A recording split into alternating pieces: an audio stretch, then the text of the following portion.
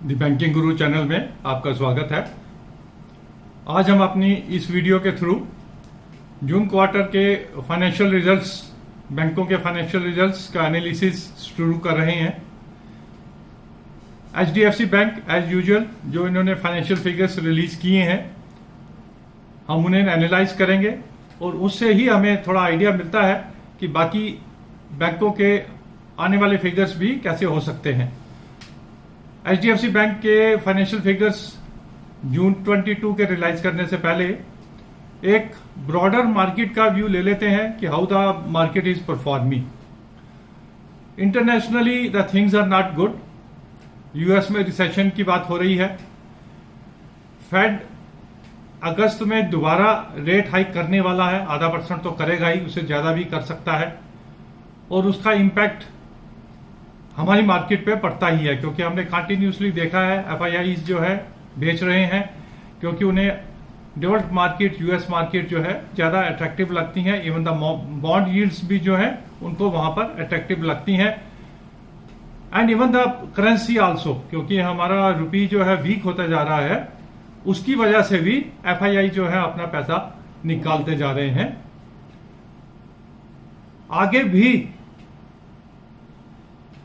International scenario, world scenario कोई अच्छा नहीं लग रहा है। ये एक साल एटलीस्ट काफी वॉलेटाइल रहेगा, कुछ ना कुछ चलता रहेगा।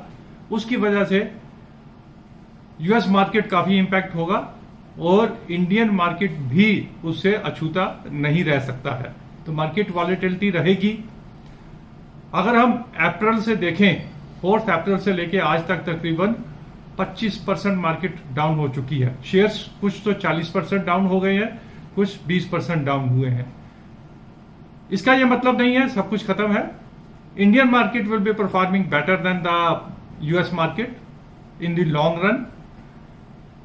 इस साल हमें थोड़ा कॉशियसली चलना है।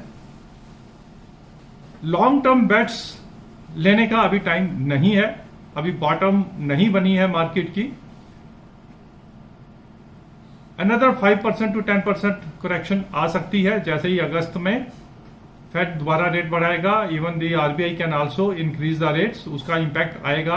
सेंटिमेंटली तो ऑलरेडी हमने उसको एब्जॉर्ब कर लिया है, लेकिन एक्चुअल में जब इंसिडेंट होगा, जब इवेंट होगा, तो उसका असर तो आता ही है। तो हमें इस मार्केट में लॉन्ग टर्म ना चलते हुए शॉर्ट टर्म चलना है। शॉर्ट टर्म डजंट मीन या 1 या 2 दिन, short term means quarter to quarter, quarterly results से लेके नेक्स्ट क्वार्टर के results, even shorter than that. अभी रिजल्ट्स आने चालू होंगे, अच्छे बैंक्स अच्छे रिजल्ट्स के साथ, क्योंकि काफी करेक्ट हो चुके हैं, थोड़ा सा रिकवर होने की कोशिश करेंगे। हमें उसी में ट्रेडिंग करना है। जैसे हम एचडीएफसी की जब एनालाइज करेंगे तो उसमें देखेंगे कितना करेक्ट हो चुका है और कितना आगे जा सकता है, और हमें जहां भी 5%, 7% का प्रॉफिट, 10% का प्रॉफिट मिले उसमें से निकल जाना है। लॉन्ग टर्म इन्वेस्टमेंट अभी टाइम नहीं है।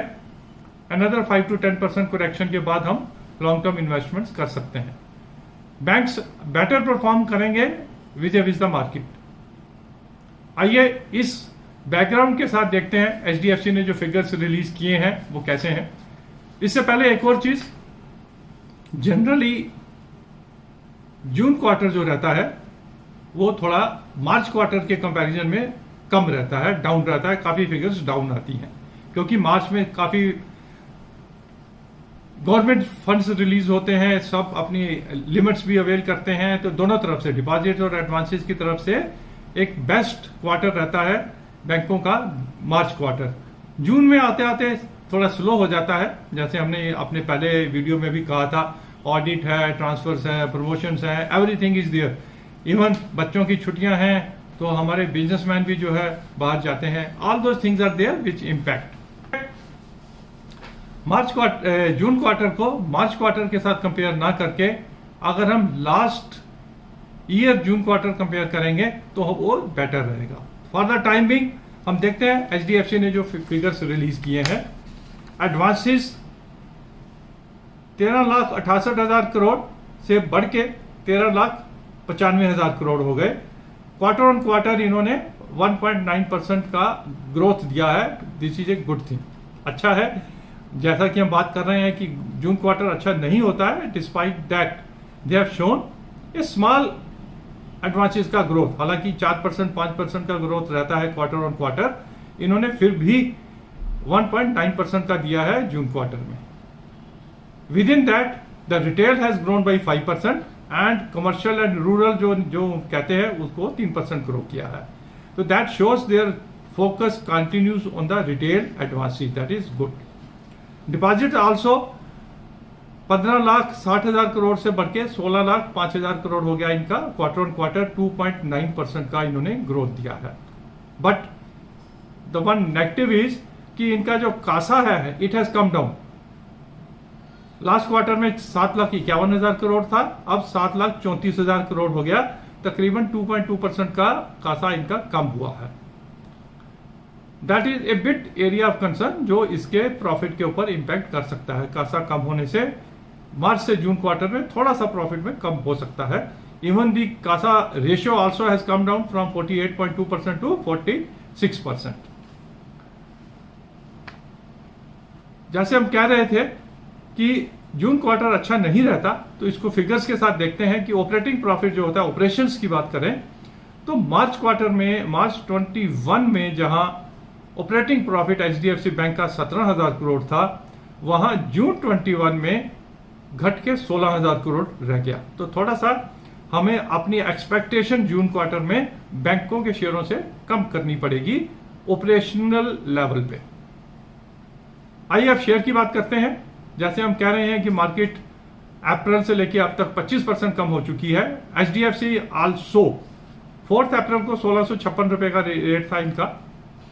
17 जून को लोएस्ट इन्होंने टच किया 1271 रुपए, तकरीबन 25% ये नीचे आ गया अगर हम अप्रैल और जून का फिगर देखें। आज 4 जुलाई को 1345, तकरीबन 5.8, तकरीबन 5.8% ये दोबारा बढ़ गया है अगर लोएस्ट से देखें। वी एक्सपेक्ट रीजनेबल रिजल्ट आएंगे बैंक, एचडीएफसी बैंक के, जब ये 16 जुलाई को जो फिगर्स रिलीज करेंगे। बम्पर प्रॉफिट एक्सपेक्ट नहीं कर सकते हैं। रीजनेबल प्रॉफिट ग्रोथ आएगी एज कंपेयर टू मार्च, कम भी हो सकती है अगर हम लास्ट ईयर का फिगर्स को लेके चलें तो। By that time we expect कि थोड़ा सा एचडीएफसी का शेयर बढ़ सकता है। निचले लेवल से जहां 5.8% की ग्रोथ हुई है, दिया है, उसको वो 10% तक जा सकती है। मतलब 1271 से 10% की इंक्रीज लगा के चलिए, 125 रुपए का इनको उसमें प्रॉफिट मिल सकता है। 1400 रुपए तक ये जा सकता है by the time the results will come. But क्योंकि ब्रॉडर मार्केट जो है वॉलेटाइल रहेगी, ऊपर नीचे रहेगी, इंटरनेशनल इवेंट्स ज्यादा इंपैक्ट, तो it will again correct to some lower levels. 13,500 1350 पे ये वापस आ सकता है। तो हमें अपनी ट्रेडिंग रेंज जो है 1300 से 1400 की रेंज में लेके चलनी है, और जहां प्रॉफिट मिले वहां हमें इसमें से बाहर निकल आना है एक छोटे प्रॉफिट लेके। बट अगर हम लॉन्ग टर्म की बात करें, 2 साल 3 साल की बात करें, तो this is the best rates जहां पर हम एंट्री कर सकते हैं एचडीएफसी बैंक में। ये तो था एक हमारा ब्रॉडर मार्केट का व्यू और एचडीएफसी की फिगर्स का एनालिसिस। 16 जुलाई को जब फाइनल रिजल्ट्स डिक्लेयर होंगे जून 22 के एचडीएफसी बैंक के, आपके साथ दोबारा कांटेक्ट में रहेंगे और देखेंगे कि वो कैसे फिगर्स रिलीज करते हैं। तब तक के लिए all the best. Thank you very much for watching this video. Please subscribe to our channel so that in future also we can bring some quick and good analysis for you on banking and finance related topics. Thank you.